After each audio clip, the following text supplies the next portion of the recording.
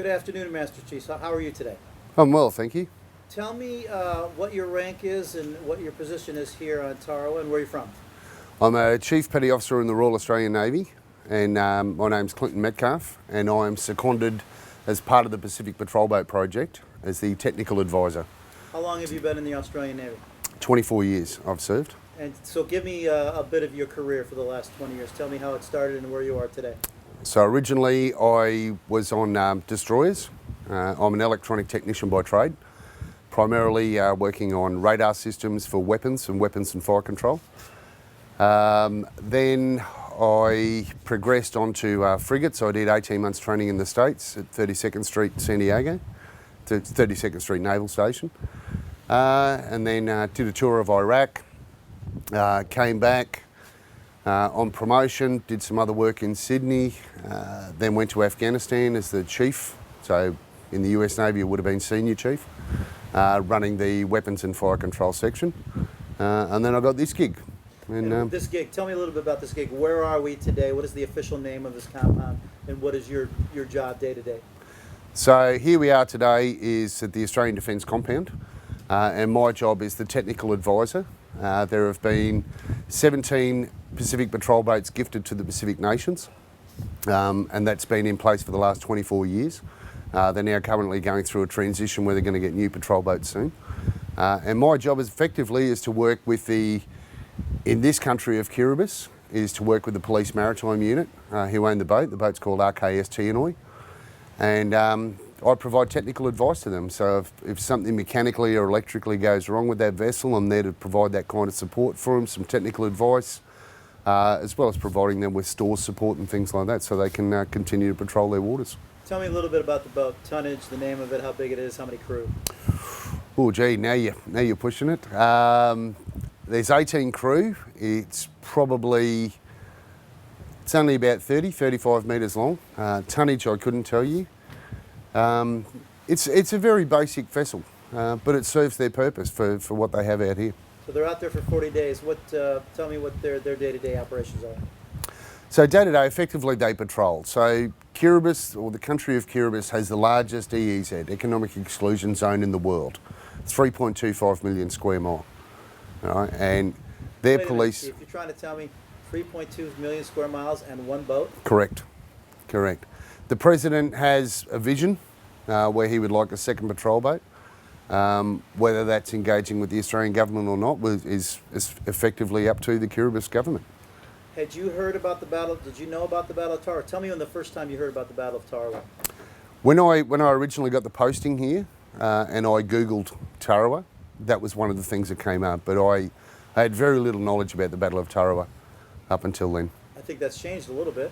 It certainly has. So give me a little bit of your basic knowledge of the Battle of Tarawa. What year was it? Who fought who? And what was the outcome? So through our research, both my boss and I, since coming here, we found that from the 20th to the 23rd of November 1943 was the Battle of Tarawa. 2nd Marine Division landed, took on the Japanese, who'd been here for about 2 to 3 years by that stage and had themselves well and truly entrenched. The bloodiest battle of World War II. And I've come to learn that this is a country that's incredibly steeped, rich in history. Not only sacrifice, but also an ongoing history of the repatriation and everything that is associated with this country. Tell me a little bit about the Misbehaving, this monument you've kind of built to the crew of the Misbehaving. Tell me what the Misbehaving was and what happened to that flight. So when we first came here, we were told by my predecessors that there's some pieces of aircraft sitting out there on the beach, and that pardon me, it was suspected that somebody had towed it out there. So through our own research and all the rest of it, we found that this was a B-24 Liberator bomber that crashed on the 21st of January 1944. So this is after the Battle of Tarawa, and Hawkins Field was already up and running, and it crashed on that same day. So we went for a walk, and the more we learned about it, the more we were intrigued about it. Particularly the fact that that day and only that day, 2 B-24s took off 17 minutes apart and both crashed. One you cannot see because it's out in the channel, out to the left here. about 2 kilometres down. However, the other one, Misbehaving, is the one that we can walk out to from our place. So we were trying to find an idea for a bar that we could have here down in the Manyaba, and when History Flight discovered the remains of Rogers, who was Army Air Sergeant Rogers, who had actually gone down in the crash, that kind of triggered the whole research cycle that we started looking at, and we thought, what an honourable tribute to bring into the Australian Defence Compound something that not only marks the sacrifice that was given by the Marines and Airmen that came here in the Battle of Tarawa and post-Battle of Tarawa, but also being military people ourselves, you know, it was important to acknowledge, you know, what was done. So we thought, apart from that, I think the key factor was, as far as we know, this is the only bar where you can actually grab a beer and walk out and see what the bar's named after. Now, is this something you had to get permission through your government or through the Navy, or was this just something you okayed on yourself because you're the commander there?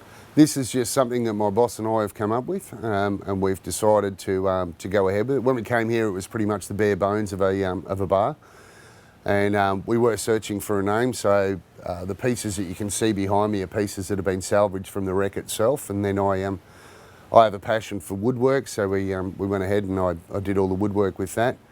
All the rounds, I'm not sure if you can see them, but all the rounds that actually cap all the screws are World War II vintage. We've engaged teams from EOD who, after they'd done the burn, they gave us some leftover rounds. We cleaned those up. And then the coins that we've got on the top there signify 2nd Marine Division and the 4 Congressional Medal of Honours. Let's talk about that a little bit. Before I do that, though, tell me about where did they find Rogers? So the research that we found is during the crash, 3 survived, and the 6 that passed away, they were recovered that afternoon. There was a gentleman by the name of Dr. Favez who went out there, and my understanding it was in about 18 feet of water, and they recovered the bodies and brought them back, and they buried them on the island of Tarawa. Some were automatically identifiable, and some they'd lost track of. And you gave us some really profound information that we didn't know about the amount of medals that were posthumously and also given to the veterans of this battle. Tell us a little bit about that medal count and what those medals were. So the most amazing thing that I found is that after finding out the Battle of Tarawa was 76 hours long. 4 Congressional Medal of Honours winners. 1 survived, obviously Colonel Shoup, who went on to be the General.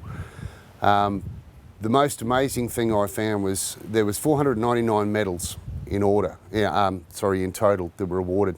How many? 499. 248 of those were Silver Stars. In your recollection as a military officer with your great background in history, is there anything even close to that? I find that incredible. I absolutely find that incredible. I cannot, for the life of me, and not being a military historian, even fathom a battle that would warrant, and obviously it was warranted, but that would just generate that many awards for gallantry. I mean, the sacrifices that these men went through and what they did, and when you look at the numbers, it's staggering. So give me a little, tell me what's going on the ground here. Obviously there's Can you recap the numbers first? Yeah. Recap the numbers for me and the categories. Okay. I need to. That's written down over there. Assistant Director, I need you on set right away. Yep. Have you got my lap there, or can I hold that there? I've got you like this. Okay. Thank you, AD. Back to position 1, please. But, if you do look at it, wait till you get back up and look at him before you state what you're saying. So look at me and just say, I've done a little research. I printed something out on the fax machine here, or whatever the machine. So through our research, we found there was obviously 4 Congressional Medals of Honour. There was 46 Navy Crosses, 248 Silver Stars, as I'd said earlier, 4 Distinguished Service Medals, 21 Legions of Merit. In total, that was 323 medals themselves. These were followed by SINC Letters of Commendation and then CG Letters of Commendation, 80 and 96 in total. with a total commendation of 176, leading to that final total of 499. That is staggering. It's amazing. What do you think accounts for that? I think it was the fortitude, the determination, and I tend to believe too that the mindset at the time, when it was all done and dusted and they had Tarawa on the 23rd of November, this was a generation where recognition was important. And they obviously, from what I can gather, is their senior commanders must have had the fortitude to recognise the valour of these people and make it known. You know, it's, I'm not sure the same can be said for today. You think it's important to keep the memory of this battle alive? I think it's important to keep the memory of all battles alive. You know, any serviceman signs a blank cheque to defend their nation. And if they make the ultimate sacrifice, that needs to be recognised. Yeah, absolutely. Let's talk a little bit about what's going on the ground here. Tell me a little bit about the organization that's working here to remove some of the remains here and why it's important to find these remains. Well, so History Flight are currently engaged at the moment. Look, to me as a serviceman, I think it's important. Knowing that part of the Marine Corps ethos is that no man left behind. In Australia, we have a very different perspective. Australians, we're very content that our fallen servicemen are buried around the world. And their service is recognised. You know, we have them in Villa-Brontenaire, Papua New Guinea, Singapore. There's dedicated cemeteries there.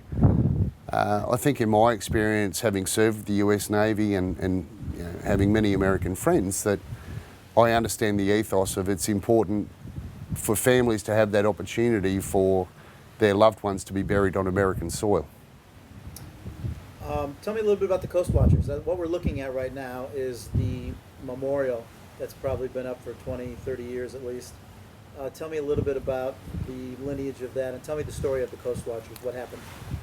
So what I've been told is that there was 21 Coast Watchers in total, and prior to the Battle of Tarawa, the Japanese rounded them all up and managed to get all of them together and summarily one particular day marched them down to the beach and beheaded every single one of them. Who were the Coast Watchers and where were they from? They were volunteers. A lot of them were New Zealanders, some British. I believe there may have been one or two Australians in there. And they were effectively volunteers. These weren't even servicemen. They were simply giving freely of their time and putting their lives at risk to report back to Allied forces movements, vessel movements, all those sorts of things. And now we have that dedication in Tamakan Cemetery. And why did the Japanese behead them? Why did the Japanese behead so many people? You know, I guess that question can be asked. I imagine they considered them as a threat more than anything. And so their way, they did it in New Guinea, they did it in Samarkand, they did it in Borneo. You know, their way of dealing with something that annoyed them was to behead them. Do you think it's more than impressive that these young, pretty much unseasoned Americans came in here and defeated what was it that you remember what the general said, that something about it would take a million men 1,000 years or 100 years to beat them in it? You think it's more than impressive that these young unseasoned Marines came in and beat this, obviously incredibly Imperial Marines that were much more seasoned than they were? Look, I think the valour that was shown by these men was absolutely phenomenal. When we have guests that come over here and we encourage them to we take them on a bit of a tour and show them the sights and try and share the knowledge that we've garnered. And one of the main things I tend to do is there's a large sewerage outline that's been built on Green Beach next to one of the gun emplacements. And we normally try and time the small tour, if you can call it that, to the point where it's just coming down at low tide. And I always say to people at that time, I say, imagine that you're just an 18-year-old kid from Iowa and you're 2 miles out there and you've just been dumped off, you're waist deep in water, and you need to make it to here under a hail of Japanese gunfire. That's courage. Yeah. Dude, you're eloquent, man. You're beautiful. You're great. I think because of you, the Battle of Tarawa is now going to be a feature. So, tell us what you got planned for the bar in the background. Oh. So ultimately, for the bar in the background there, we've got a large glass fridge that's coming in, and I've engaged with History Flight, and they've allowed us some of the artefacts, no weapons or anything like that, but we're more interested in the things that personalise the service of the Marines. So things that they've recovered, such as small bottles and insect repellent, and I mean, we never wanted anything that was personalised. We don't want anything that belonged to anybody, but generic items that have been recovered in the sand, that our intention is we'll build 2 shadow boxes and put it behind glass and have red beach and green beach, and hopefully the people who come here to have a beer for the next generations to come will appreciate the sacrifice that was done and be able to actually visualise and humanise what happened here. You know, I know that maybe there's an opportunity we can get a message out to Gary Sinise. I know that you think quite a bit of Mr. Sinise. Tell me about, your thoughts of Gary Sinise and some of the work he's done through the foundation, and what you would ask him if he was able to come out here, what you'd like him to do. Look, I have an immense amount of respect for Gary Sinise. Being a 50-year-old cynical Australian chief, I normally don't sort of purvey to the Hollywood icons, but I think Gary's a bit of an anomaly more than anything. Particularly his drive towards what he does for soldiers and servicemen it's genuine, it's sincere. It'd certainly be nice. I don't know if we're big enough to support the Lieutenant Dan band, but it'd be fantastic, if Gary came out and he wanted to open the bar and not so much put a spotlight on the Australian Defence Compound because this is our home, but put a spotlight on Tarawa and the Battle of Tarawa, and perhaps bring it to the greater world that something quite incredible happened here, and that should be remembered. Well, especially since the light is pretty bright right now and over 200 sets of remains have come home. I think that might be something he would be interested in.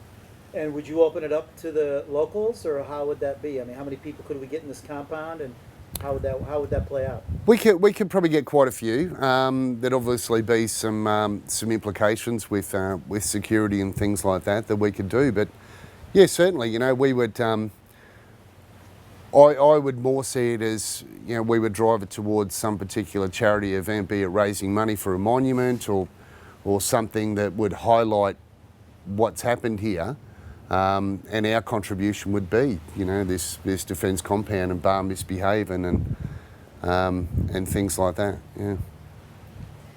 And why do you think it's important to the youth today to understand and appreciate what happened in World War II here? Look, we have in Australia very much the same problem that most Western countries do, is that the youth, a lot of them aren't aware of the sacrifices that have been made in the past. I used to think when I was younger that's ignorance. I believe it's more it's a problem with exposure. I know my grandchildren, from the time they could walk, we would religiously go to dawn services for our Anzac days every year.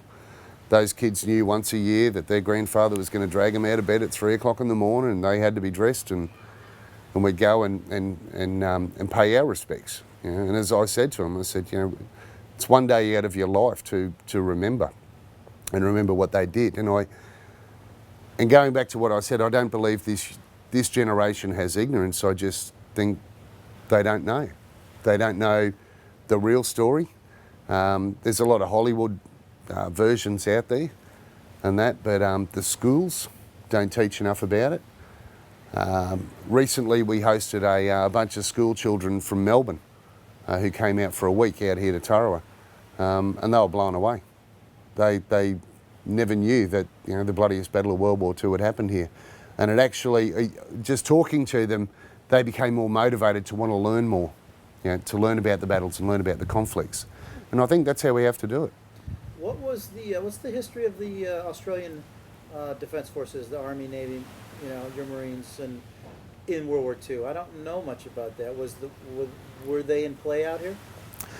Pardon me. So the Australians weren't actually involved in the Battle of Tarawa, but they were involved in the battles of the Pacific.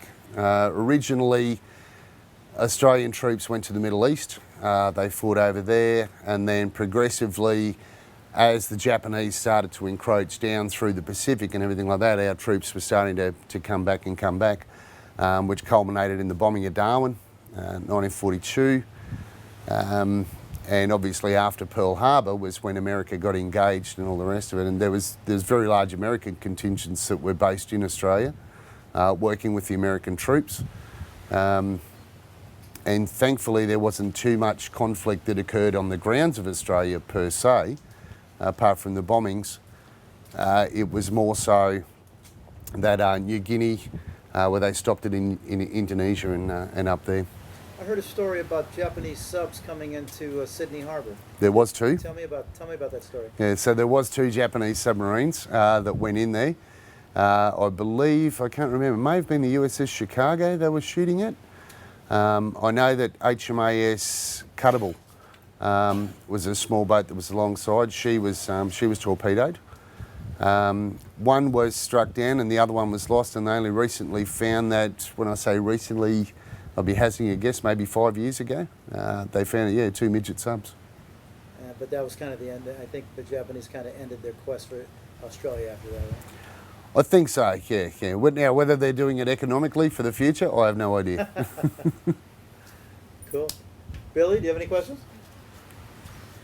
What's up, man?